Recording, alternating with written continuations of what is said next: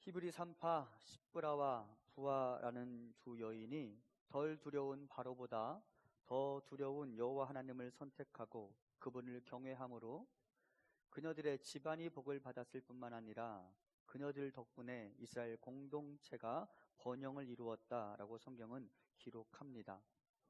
그런데 말씀을 준비하면서 이 두 명의 여인 덕분에 이스라엘 공동체가 받은 복이 과연 무엇일까 하는 생각을 해보게 되었습니다. 물론 출애굽기의 맥락을 보면 또 1장 20절의 기록, 그 백성은 번성하고 매우 강해지니라 라는 기록을 보면 출애굽기 1장이 언급하는 두 산파를 통해 이스라엘이 받은 복은 히브리 민족의 수가 줄어들지 않은 복, 계속해서 히브리 민족의 수가 늘어난 것, 그것을 복이라고 설명하는 것 같습니다.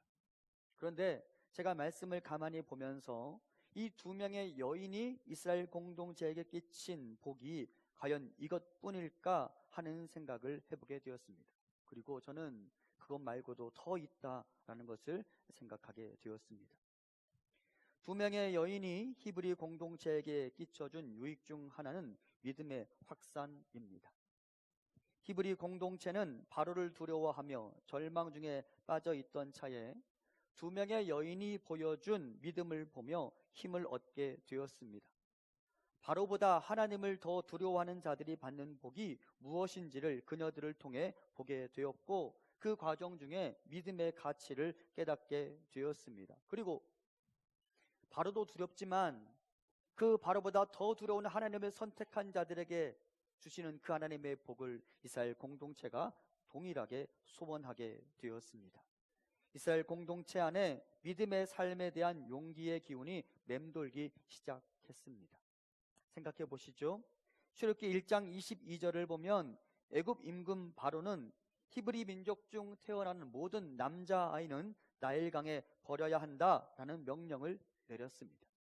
이때 여러분들이 혹시 임신을 했다고 생각해 보십시오. 아버지, 어머니는 그 태에 손을 얹고 그 배에 손을 얹고 뭐라고 기도하기 시작했을까요? 제가 생각해 보았어요. 딸이기를. 딸이었으면 좋겠다. 절대 아들이 아니었으면 좋겠다. 딸이면 살 수 있는 거잖아요. 그렇죠? 딸이었으면 좋겠다라고 기도했을 것 같습니다. 그리고 혹시 남자아이가 태어나면 자신과 남은 가족들을 살려내기 위해 눈물을 머금고 그 남자아이들을 나일강에 버려야 했을 것입니다. 왜? 바로가 두렵기 때문이죠. 하지만 두 명의 여인의 용기와 믿음, 그리고 하나님을 경외하는 행동을 보고 한 레위인 부부가 용기를 냅니다.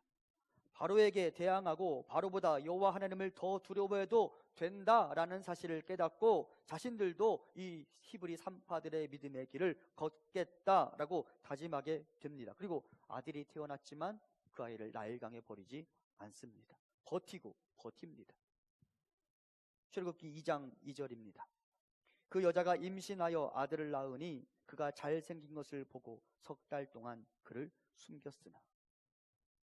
이 부부는 아므람과 요게벳이라는 사람들로서 이미 스라에 미리암이라는 딸과 아론이라는 아들을 두고 있었습니다. 그런데 이 셋째 아이가 태어날 무렵 바로가 내린 명령 때문에 두려워하고 있었습니다. 아들을 던져야 하나.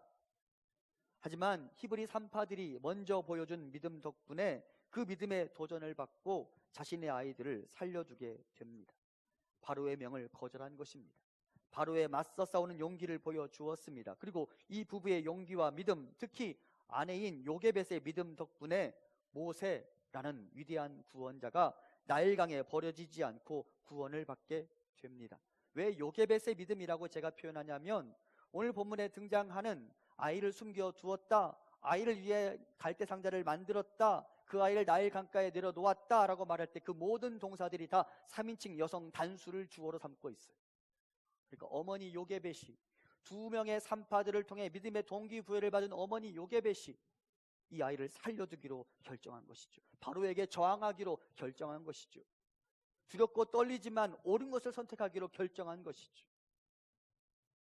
달리 말하면 히브리 산파들이 이스라엘 공동체에게 끼친 유익 중 하나는 믿음의 전염, 확산이라고 말할 수 있습니다. 그리고 이것이야말로 성도가 성도로서 할 수 있는 제일 아름다운 모습이 아닐까라는 생각이 들었습니다. 제가 말씀을 준비하면서 홍해 바다를 건너는 사람들이 생각났습니다. 여러분 가만히 생각해 보십시오. 여러분 앞에서 지금 바다가 갈라지고 있습니다. 모세가 지팡이를 내밀었더니 큰 바람과 함께 바다가 갈라지고 있습니다. 그리고 모세가 여러분에게 질문합니다. 선두에 설 사람 있습니까? 중간에 서겠습니까? 아니면 행진 대열의 마지막에 서겠습니까? 어떤 것이든 여러분이 선택하십시오. 여러분에게 질문했다고 칩시다. 여러분에게 선택의 기회를 줬다고 칩시다. 여러분 어디에 서겠습니까? 먼저 건너겠습니까? 아니면 가운데 서겠습니까? 아니면 마지막에 서겠습니까? 일부 예배 때 백용수 집사님께 물어봤더니 백 집사님은 가운데 서겠다고 하셨어요. 일부 예배 때 계신 분들은 어느 누구도 앞에 서겠다는 사람은 한 명도 없었어요. 이번 주 새벽에 제가 안내현 장로님께 여쭤봤더니 안 장로님은 제일 앞에 서겠다고 하셨어요. 여러분은 어떻습니까? 여러분은 어디에 서겠습니까? 제가 말씀을 보면서 그런 생각이 들었습니다. 나 앞에는 못 설 것 같다. 바다가 쫙 갈라졌어요. 큰 바람이 불었어요. 그런데 여러분 언제 바람이 멈추고 언제 그 물기둥이 다시 함몰될지 모르는 거잖아요. 그렇죠? 제가 그런 생각이 들었어요. 안내현 장로님이 먼저 앞에 가시면 안내현 장로님이 무사한지 보고 안내현 장로님이 안전하게 건너는지 보고 나 그 다음에 걸어가야지. 그게 보통 우리의 모습 아닙니까? 겁나잖아요. 그렇게 가도 되는지 겁나잖아요. 그러니까 안전한지 확인해보고 건너가고 싶잖아요. 그게 우리의 모습이에요. 무슨 말이냐? 홍해바다를 건너는 홍해바다에 뛰어드는 사람들 입장에서도 누군가가 먼저 앞에 건너가 보는 그 사람이 있어야 뒤따르는 사람들이 용기를 얻고 건너가는 거예요. 그것이 믿음의 확산이고 그것이 믿음의 전염이에요. 그런 사람들이 있어야만 뒤따르는 사람들이 안심하고 강을 건너고 바다를 건너는 것이죠. 시브라와 부하라는 두 명의 여인이 홍해바다를 앞서 건너는 사람들 역할을 한 거예요. 믿음을 따라 믿음의 법칙을 따라 살아가 보았어요. 그랬더니 죽었어요? 살았어요? 살았어요. 그랬더니 살았어요. 두려웠지만 바로도 두렵지만 바로보다 더 두려운 하나님을 두려워하며 하나님을 경외하며 바로의 명령을 거절했어요. 그랬더니 그 집안이 쪼그라들었어요? 아니면 더 흥왕했어요? 흥왕했어요. 사람들이 깨닫게 되었어요. 아, 저렇게 살아도 되는구나. 바로도 두렵지만 바로보다 여호와 하나님을 경외하며 사는 것이 더 우리에게 복을 가져다 주는 것이구나. 사람들이 알게 되었어요. 그리고 그 여인의 뒤를 따라가게 된 것이죠. 여러분 이스라엘 백성들이 가나안에 들어가면서 또 하나의 물을 건넙니다. 요단강. 그런데 요단강은 홍해바다와 다른 방식으로 갈라집니다. 요단강을 건너는 이스라엘 백성들의 장면을 봅니다. 여호수아 3장 14절 이하입니다. 백성이 요단을 건너려고 자기들의 장막을 떠날 때에 제사장들은 언약궤를 메고 백성 앞에서 나아가니라. 요단이 곡식 거두는 시기에는 항상 언덕에 넘치더라. 궤를 맨 자들이 요단에 이르며 궤를 맨 제사장들의 발이 물가에 잠기자 곧 위에서부터 흘러내리던 물이 그쳐서. 홍해바다를 건널 때는 바다가 이미 갈라졌어요. 그리고 바다 속으로 들어간 거예요. 그런데 요단강이 갈라지는 장면은, 요단강 물이 멈추는 장면은 아직 물이 찰랑찰랑 차고 넘치고 흐르던 시기에 하나님께서 여호수아를 통하여 이렇게 말씀하셨어요. 여호수아야, 제사장들이 언약궤 법궤를 메고 요단강 물에 들어가면 그때 물이 멈출 거야. 그리고 아직 물이 여전히 흐르던 그때에 제사장들이 여호수아의 명령을 따라 법궤를 메고 요단강에 들어섭니다. 그리고 물이 멈췄습니다. 상류에서 물이 딱 멈췄어요. 이쪽에 물기둥이 딱 치솟아 올랐어요. 그러면 여러분 그 제사장들은 언제까지 거기 있었을까요? 먼저 건너지 않았어요. 어떻게 했느냐? 여호수아 3장 17절입니다. 여호와의 언약궤를 맨 제사장들은 요단 가운데 마른 땅에 굳게 섰고 그 모든 백성이 요단을 건너기를 마칠 때까지 모든 이스라엘은 그 마른 땅으로 건너갔더라. 요단이 다시 합쳐지기 전까지 모든 이스라엘 백성들이 요단강을 다 건널 때까지 제사장들이 법궤를 메고 거기 서 있었어요. 여전히 한쪽에는 물기둥이 솟아 올라와 있는 거죠. 두렵지만 언제 이것이 함몰되어서 우리가 요단강물에 수장될지 모르지만 두렵지만 하나님이 말씀하셨으니 내가 그렇게 해보리라 라고 결정하고 하나님의 뜻에 순종한 이 제사장들 덕분에 이스라엘 공동체가 안심하고 그 강물로 뛰어들 수 있었던 거예요. 나이가 제일 많은 갈렙도, 나이가 제일 어린 꼬맹이들도 그 요단강을 건너가며 이 세상들을 지켜보았겠죠. 당신들 덕분에 우리가 이 강으로 들어섭니다라고 말하고, 그들이 있었기 때문에, 먼저 강물에 발을 담그고 그 자리를 지켜준 믿음의 선배들이 있었기 때문에, 믿음의 전염을 가능하게 해준 그들이 있었기 때문에 수많은 이스라엘 사람들이 요단강에 발을 담글 수 있었던 것이죠. 여러분, 십브라와 부하라는 두 명의 산파가 보여준 믿음의 전염이 무엇인지 아시겠죠? 이 두 여인이 보여준, 이 히브리 산파들이 보여준 믿음 덕분에 이스라엘 공동체가 용기를 갖게 되었어요. 그리고 믿음대로 살아도 되겠다, 하나님 말씀대로 살아도 되겠다라는 생각을 하게 되었죠. 그리고 그 덕분에 누가 태어나서 안전하게 자랄 수 있었어요? 모세가, 이스라엘의 구원자 모세가 태어나서 안전하게 자랄 수 있었던 것이죠. 히브리 산파들이 이스라엘 공동체에게 끼친 유익이 이제 이해되십니까?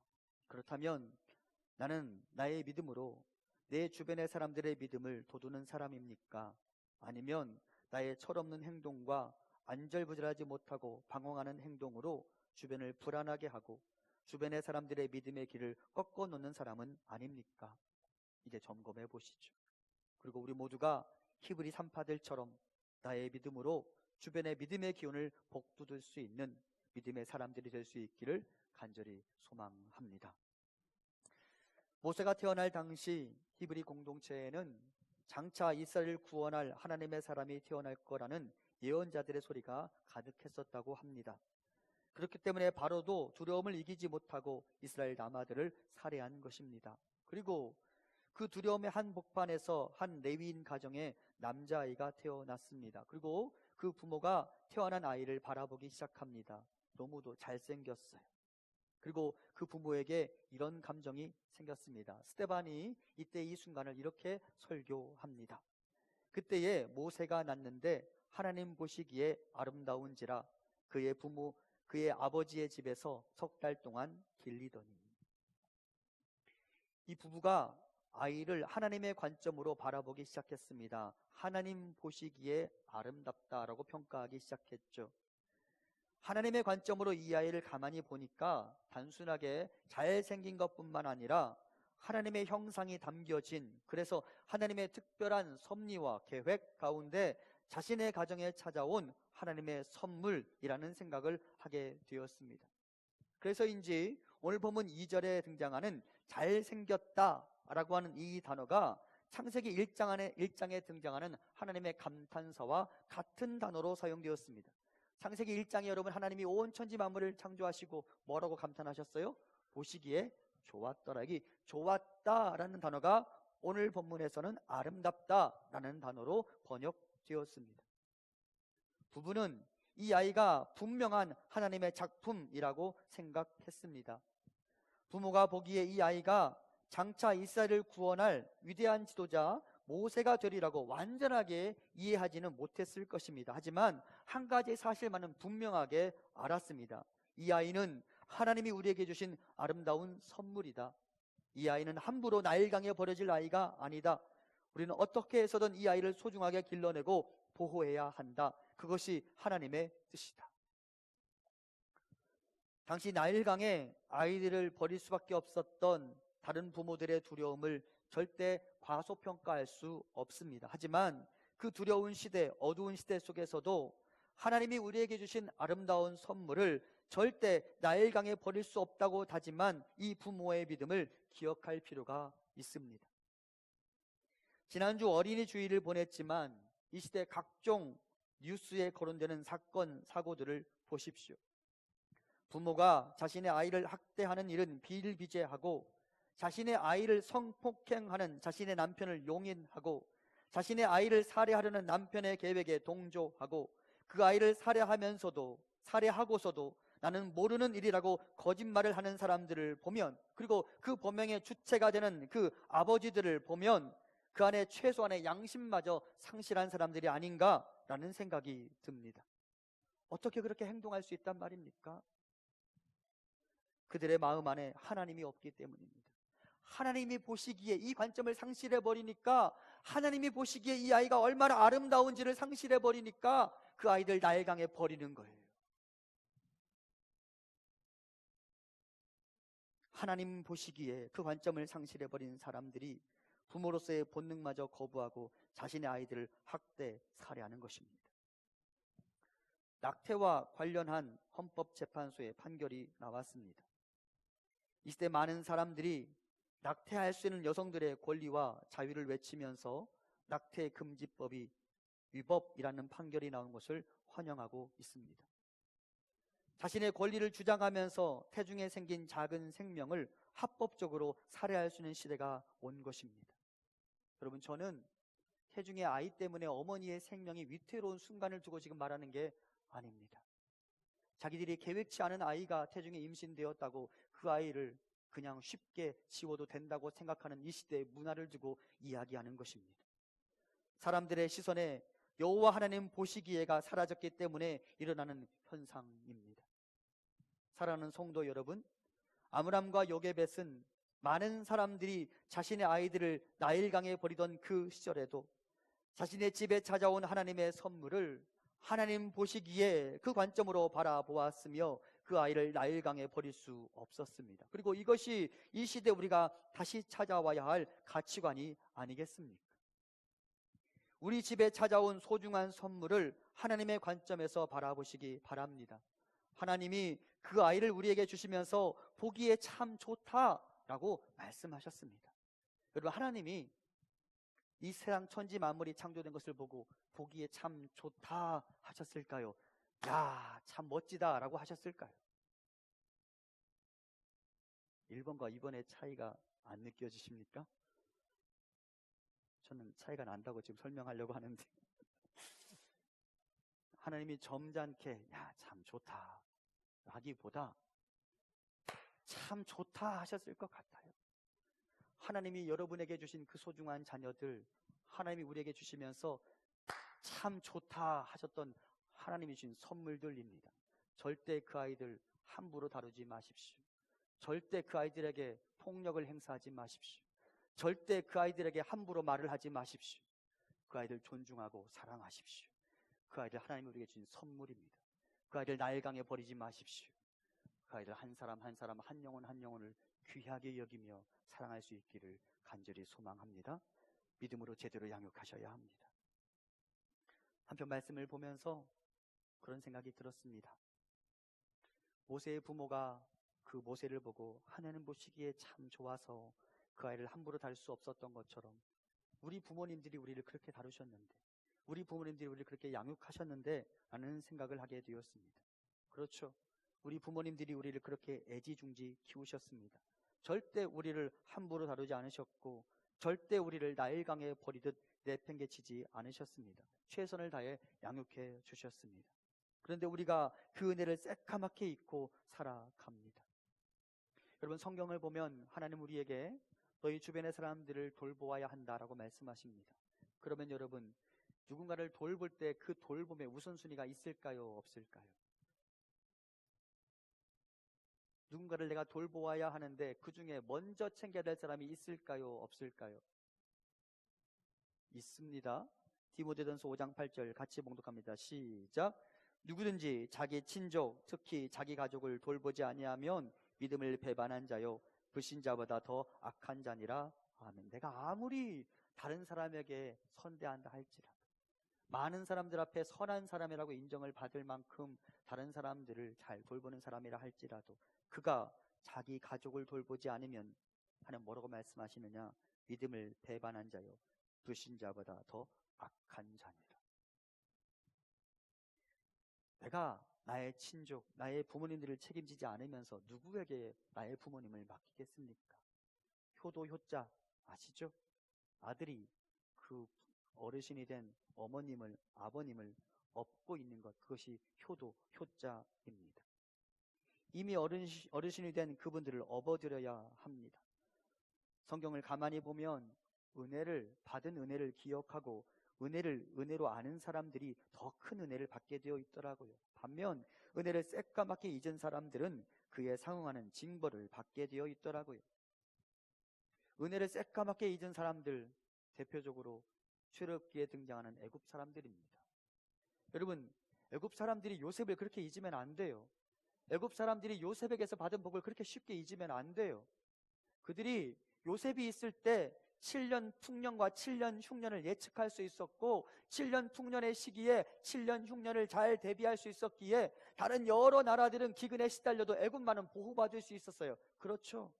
그런데도 불구하고 애굽 사람들이 요셉을 새까맣게 잊어버렸습니다. 그리고 도리어 요셉과 그 히브리 사람들을 학대하고 말았죠. 그 결과가 어떻게 되는지 아시죠? 그들이 홍해바다에 수장되었어요. 받은 은혜를 기억하지 못하고 은혜를 은혜로 알지 못하는 사람들의 결국이 그와 같다는 거예요. 반면 여러분, 은혜를 은혜로 아는 사람들은 더 큰 복을 받더라고요. 얼마 전 새벽에 성도님들과 함께 역대상 17장과 18장을 읽었습니다. 거기 보면 은혜를 은혜로 고백하는 다윗이 어떤 복을 받았는지가 상세하게 기록되어 있습니다.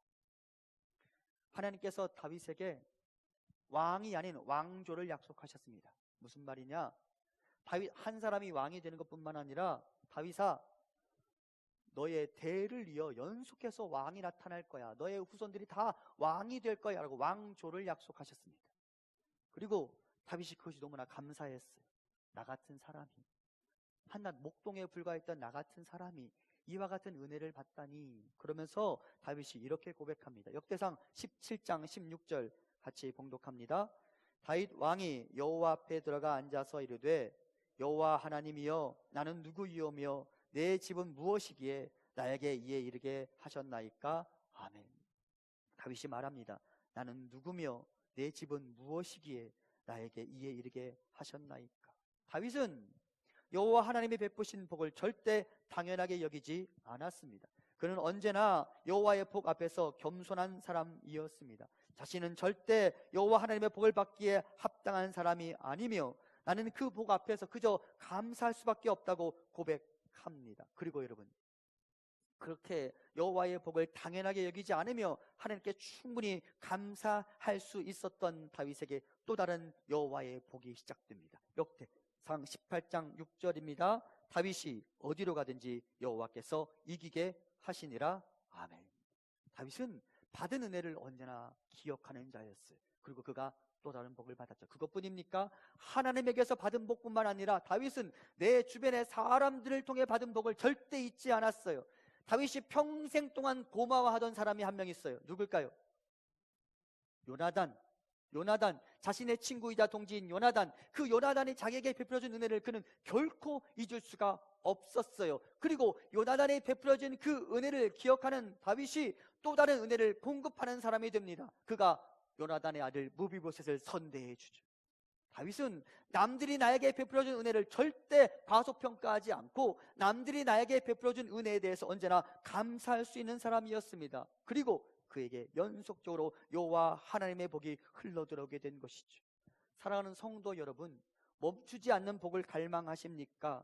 여호와 하나님의 복 앞에 감사하고 그 복을 잊지 마시기 바랍니다. 그리고 내 주변의 사람들이 나를 향해 내밀었던 그 손을 결코 잊지 마시기 바랍니다. 나의 부모님이 나를 어떻게 사랑하시고 섬겨주셨는지, 내 주변에 나의 이웃과 나의 성도들이 나에게 어떤 손을 내밀어 주었는지를 기억하며 그 은혜에 반응하며 그 은혜에 보답하며 살아갈 수 있는 우리가 될 수 있기를 간절히 소망합니다. 누구든지 남에게 대접을 받고자 하는 대로 너희도 남을 대접하라. 이것이 율법이라고 말씀하십니다. 그것이 우리가 마땅히 행할 길이라고 말씀하십니다. 내가 받은 은혜를 절대 잊지 않고 내가 받은 은혜에 감사할 줄 아는 우리가 될 수 있기를 간절히 소망합니다. 다시 모세의 부모에게로 시선을 옮겨 봅니다. 이제 숨겨둔 그 아이가 3개월이 되었을 때 부모는 그 아이를 더 이상 숨겨둘 수가 없었습니다. 그리고 이렇게 결정합니다. 2장 3절입니다. 더 숨길 수 없게 되매 그를 위하여 갈대 상자를 가져다가 역청과 나무 진을 칠하고 아기를 거기 담아 나일 강가 갈대 사이에 두고. 이 장면을 보면 결국은 모세의 부모도 다른 부모들처럼 이 아이를 버린 것이 아닌가라고 생각할 수 있습니다. 하지만 좀 더 자세히 살펴보면 모세의 부모의 행동은 포기 혹은 버림이 아니라 여호와 하나님께 맡김이라고 해석될 수 있음을 알게 됩니다. 모세의 부모가 나일강에 아이를 내려놓기 위해 선택한 도구가 갈대 상자입니다. 여기 등장하는 상자라는 단어가 성경에서 딱 2번만 사용되었습니다. 오늘 본문 이전에 창세기에서 한번 사용된 적이 있어요. 어디냐? 노아의 방주. 거기 방주라는 단어가 히브리어로 테바인데, 이 테바가 구약 성경에서 오늘 본문에서 다시 한번 사용된 것입니다. 방주가 가진 특징이 무엇입니까? 여러분, 방주에 노가 있을까요? 없을까요? 방주에 배에 키가 있을까요? 없을까요? 방주에 돛은 있어요? 없어요? 없어요. 방주는 그저 물 위에 떠서 물결이 흐르는 대로 움직일 수밖에 없는 물 위에 떠 있는 상자에 불과했습니다. 그리고 하나님은 그 물 위에 떠 있는 나무 상자를 통해 노아를 구원해 주셨습니다. 사람의 수고로 노를 젓는 방식이 아닌 여호와 하나님이 인도하시는 물결에 따라 그를 구원하셨습니다. 그리고 그 나무로 만든 방주에 물이 들어오는 것을 막기 위해 노아는 역청, 아스팔트를 사용합니다. 그것으로 물이 배 안으로 들어오는 것을 막았습니다. 그리고 오늘 본문의 모세의 부모는 노아 홍수 당시에 구원의 방주를 묵상하고 또 다른 방주, 테바, 갈대 상자를 만들고 그 상자에 역청과 진을 똑같이 발랐습니다. 그리고 기도합니다. 하나님께서 이 아이의 삶을 구원하여 주시옵소서. 노아와 그 가족들을 홍수 속에서 구원하여 주셨던 것처럼 하나님의 선물, 이 아이를 살려 주시옵소서. 이 아이를 구원하여 주시옵소서. 모세의 부모는 이 아이를 하나님께 맡기고 있습니다. 그리고 이것이 이제 우리의 기도가 되었으면 좋겠습니다. 하나님, 그리스도의 보혈의 피가 묻은 우리 자녀들을 구원하여 주시옵소서. 그리스도의 보혈의 피로 우리 아이들의 삶을 덮으시고 십자가 보혈의 피가 묻은 우리 자녀들과 우리 인생의 사망의 물결이, 사나운 풍랑이 그들을 덮지 않도록 인도하여 주시옵소서. 우리 아이들을 갈대 상자 안에 놓고 하나님께 맡겨드립니다. 우리 자녀들을 구원하여 주시옵소서. 우리 삶을 그렇게 구원하여 주시옵소서. 십자가의 예수 그리스도, 그분의 보혈에게 우리 자신을 맡기는 사람이 성도가 아니겠습니까? 그리스도의 피가 우리에게 나일강가 갈대 상자의 역청이 되어 우리를 보호하실 것입니다. 사랑하는 성도 여러분, 하나님께 맡기십시오. 그리스도의 보혈의 피가 우리를 덮으시도록 우리 자신의 삶을 하나님께 맡기고 우리 자녀들의 삶을 그렇게 맡기십시오. 하나님, 주님의 보혈의 피로 우리 아이들의 삶을 덮으소서. 세상의 풍랑이, 세상의 거친 파도와 물이 그 아이들의 삶을 집어삼키지 않도록 그 아이들의 삶을 덮으시고 보호하여 주시옵소서. 내 삶을 그렇게 또한 맡기십시오. 주님의 보혈의 피로 나를 덮으시고 그 보혈의 피로 나를 구원하여 주시옵소서. 모세의 부모가 지금 그렇게 하나님께 이 아이를 맡기고 있는 것입니다. 이제 모세의 부모가 이 아이를 나일강가 갈대 사이에 내려놓습니다. 여러분, 우리 머릿속에 있는 그림대로라면 우리는 이 모세가 담긴 갈대 상자가 나일강가를 이렇게 떠내려가는 것을 상상했을 거예요. 그렇죠? 막 흘러가는 것, 물결에 따라 흘러가는 것. 성경을 보니까 그렇지 않더라고요. 나일강가 갈대 사이에 딱 내려놓았더라고요. 내려놓았어요. 한 곳에 내려놓았어요. 그리고 아마도 10대 미만이었을 것으로 보이는 미리암이라는 딸이 이 아이가 어떻게 되는지를 지켜봅니다. 2장 4절 우리 같이 봉독해 봅니다. 그의 누이가 어떻게 되는지를 알려고 멀리 섰더니 아멘. 우리도 이 소녀의 심정으로 이 아이가 어떻게 되는지를 한번 봅시다. 믿음의 결정을 내리고 믿음과 함께 갈대 상자를 만들고 하나님의 구원을 소망하며 기도하는 사람들에게 어떤 일이 일어나는지를 한번 지켜봅시다. 오늘 본문 5절과 6절 우리 같이 봉독합니다. 바로의 딸이 목욕하러 나일강으로 내려오고 시녀들은 나일 강가를 거닐 때에 그가 갈대 사이의 상자를 보고 시녀를 보내어 가져다가 열고 그 아기를 보니 아기가 우는지라. 그가 그를 불쌍히 여겨 이르되 이는 히브리 사람의 아기로다. 아멘. 그럼 바로의 궁에 바로의 딸이 목욕할 곳이 없었을까요? 있었겠죠. 그런데 이날 유독 바로의 딸이 나일강에 가서 목욕하고 싶었어요. 그리고 나일강에 갔습니다. 그리고 우연히 갈대 상자를 봅니다. 열어보니까 애굽 아이였어요? 히브리 아이였어요? 히브리 아이였어요. 그 아이를 보고 불쌍히 여기는 마음이 일어났습니다. 여러분 가만히 생각해 보세요. 아버지가 이미 모든 히브리 남아들을 나일강에 버리라고 명령을 내려놨어요. 그러면 여러분, 나일강에 떠내려가는 히브리 아이가 한두 명이었겠어요? 이 바로의 딸이 나일강에 떠내려가는 히브리 아이를 한두 번 봤겠어요? 아니에요. 그런데 유독 이날 갈대 상자를 열어보니 히브리 아이가 있었고, 그 아이를 불쌍히 여기는 마음이 이 바로의 딸에게 일어났어요. 왜 불쌍히 여겼어요? 기가 막힌 타이밍에 아이가 울었어요. 갈대 상자를 딱 여니까 아이가 울었어요. 그리고 바로의 딸이 그 우는 아기를 보고 불쌍히 여기는 마음이 일어났어요. 그리고 이 아이를 그대로 죽이면 안 되겠다라는 생각이 들었죠. 이 아이를 살려내기로 결정했죠. 여러분, 출애굽기 2장을 보면 하나님께서 모세를 살리기 위해 어떤 행동을 취하셨다라는 문구가 하나도 등장하지 않습니다. 여호와 혹은 하나님이 등장하지 않아요. 하지만 숨어 계신 여호와께서, 아므람과 요게벳의 기도를 들으신 여호와께서, 아므람과 요게벳의 믿음의 결단을 지켜보신 여호와께서 이 아이를 살려내신 것이죠. 뒤에서 조용히 묵묵히 그분의 일을 행하시는 것이죠. 그리고 바로의 딸이 그 히브리 아이를 살려내게 됩니다. 보이지 않는 곳에서 하나님이 이 모든 일을 주관하고 계셨습니다. 하나님을 믿고 하나님에게 자신의 아이를 맡긴 부모의 믿음, 하나님을 두려워하며 하나님이 자신에게 주신 선물을 함부로 다루지 않고 나일강에 버리지 않은 사람들을 기억하시고 그 아이를 구원해 내셨습니다. 믿음의 길을 걸어간 사람들의 결국을 지켜보십시오. 미리암이 이것을 지켜보았어요. 그리고 알게 되었겠죠. 하나님의 뜻대로 하나님을 두려워하며 하나님께 우리 인생을 맡기는 사람들의 결국이 어떠한지 그 미리암이 똑똑히 보게 되었을 거예요. 그리고 아므람과 요게벳이 똑똑히 보게 되었을 거예요. 이전에는 십브라와 부하가 하나님으로부터 받은 복만 간접적으로 보았을지 모르지만 이번에는 자신들이 믿음의 길을 걸어갔을 때 하나님께서 그를 두려워하고 그를 경외하는 사람들에게 베푸시는 복이 무엇인지를 자신의 눈으로, 자신의 삶으로 똑똑히 지켜보았을 것입니다. 그리고 또 다른 믿음의 길을 걸어갈 힘을 얻게 되었죠. 여호와 하나님을 신뢰하십시오. 바로보다 여호와 하나님을 더 두려워하고 여호와 하나님을 경외하며 바로가 아닌 여호와 하나님을 섬길 때 하나님은 그분의 날개 그늘 아래로 피하는 우리들을 지켜주실 것입니다. 섬길 자를 선택하십시오. 바로를 섬길 것인가? 내 안에 아데비를 선택할 것인가? 내 안에 아프로디테를 선택할 것인가? 아니면 여호와를 선택할 것인가? 여러분 선택하십시오. 그리고 여호와 하나님을 경외하십시오. 그는 반드시 여호와 하나님의 복이 얼마나 위대하고 대단한지를 똑똑히 경험하게 될 것입니다. 미람이 그것을 보았어요.